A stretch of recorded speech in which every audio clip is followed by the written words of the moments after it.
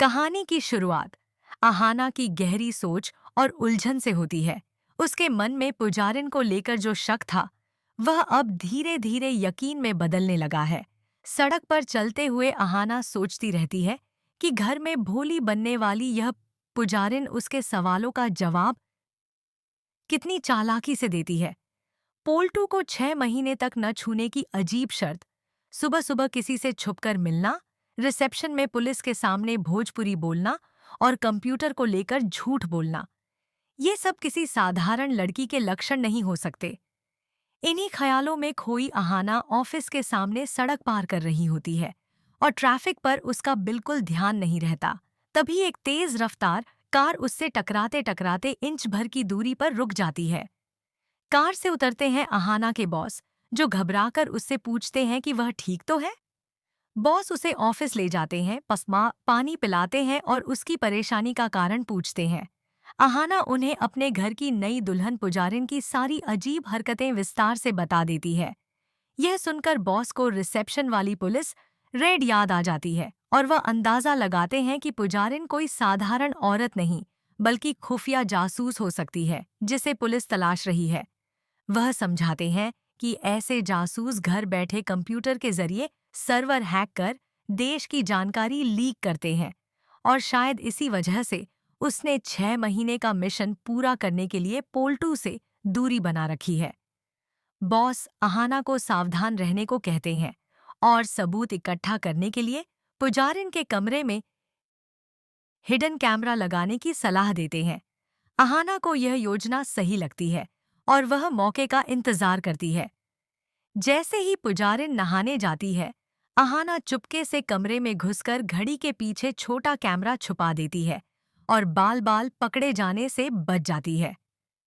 असली धमाका अगले दिन होता है, जब सफाई करते वक्त पीसी मोनी को पुजारिन का भारी पर्स मिलता है। जिज्ञासा में पर्स खोलते ही उसमें से मेकअप का सामान नहीं, बल्कि एक भारी पिस्तौल और अलग अलग देशों के 4 पासपोर्ट गिर पड़ते हैं। घर में हड़कंप मच जाता है। पोल्टू एक पासपोर्ट उठाकर देखता है, जिसमें फोटो तो पुजारिन की होती है लेकिन नाम नंदिनी लिखा होता है।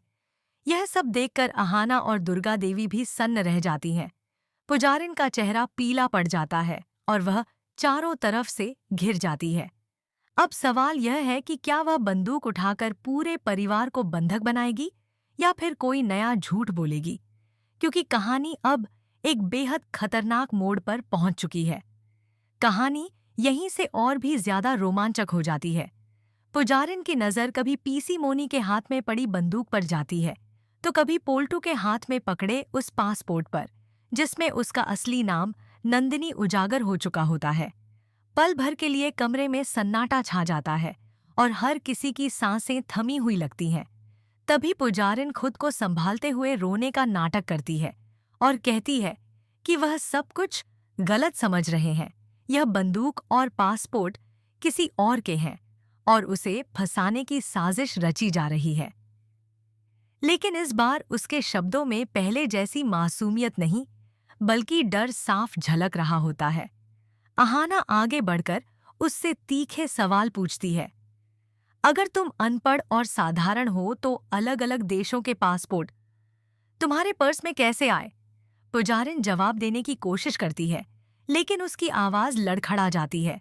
पोल्टू भी पहली बार सख्त होकर उससे पूछता है कि उसने उससे 6 महीने दूर रहने की शर्त क्यों रखी थी। पुजारिन के पास कोई ठोस जवाब नहीं होता। तभी आहाना बॉस की बात याद करते हुए कहती है कि पुलिस को सब कुछ बता देना ही बेहतर होगा। यह सुनते ही पुजारिन घबरा जाती है और पीछे हटते हुए बंदूक की तरफ हाथ बढ़ाने की कोशिश करती है। उसी पल दुर्गा देवी जोर से चिल्लाती हैं और पोल्टू तेजी से आगे बढ़कर पुजारिन का हाथ पकड़ लेता है। छीना झपटी में बंदूक फर्श पर गिर जाती है और आहाना तुरंत उसे दूर सरका देती है। पुजारिन समझ जाती है कि अब बचने का कोई रास्ता नहीं है। वह टूटकर सच उगल देती है कि उसका असली नाम नंदिनी है और वह कई सालों से खुफिया मिशन पर काम कर रही थी। शहर में छिपने के लिए उसे एक सुरक्षित घर चाहिए था और इसी वजह से उसने इस घर को चुना। सच सामने आते ही घर के सभी लोग सदमे में आ जाते हैं। अहाना बिना देर किए पुलिस को फोन करती है। कुछ ही देर में पुलिस पहुंचती है और नंदिनी उर्फ पुजारिन को गिरफ्तार कर लेती है। जाते जाते वह अहाना को घूर कर देखती है, मानो यह कह रही हो कि उसकी चालाकी ने ही उसका खेल खत्म किया है।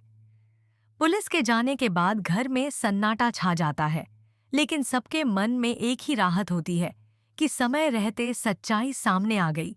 कहानी अब एक नए मोड़ पर आ खड़ी होती है, जहां रिश्तों की परीक्षा और विश्वास की नई शुरुआत होने वाली है। पुलिस के जाने के बाद भी घर का माहौल भारी बना रहता है। कोई कुछ बोल नहीं पाता। सबकी आंखों के सामने वही दृश्य घूम रहा होता है।